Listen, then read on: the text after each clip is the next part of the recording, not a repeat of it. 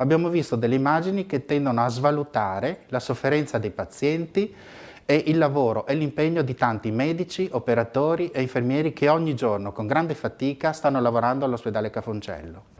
Non so se si vede dietro, ma qui ci sono operatori che fanno anche 8 ore di lavoro bardati in quel modo, con camice e mascherina.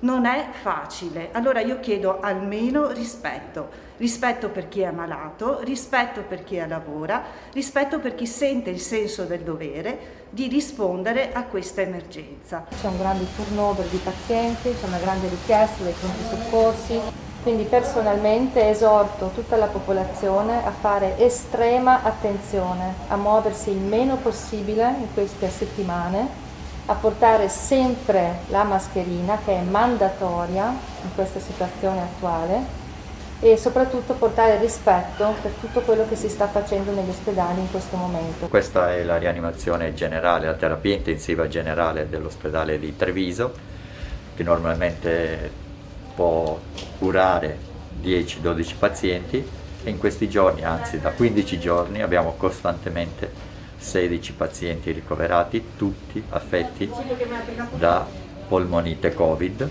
E stiamo al limite delle nostre possibilità sia come risorse umane che come capacità. Ho 38 anni compiuti proprio ieri e purtroppo, come potete vedere, ahimè, mi trovo qui.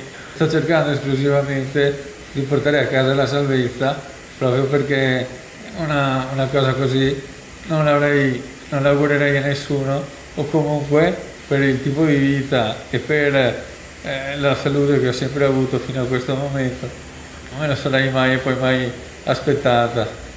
Se vi dicono che il Covid non esiste o che comunque sia solo una montatura o un qualcosa di inventato o una manovra realizzata da chissà chi, non crediateci.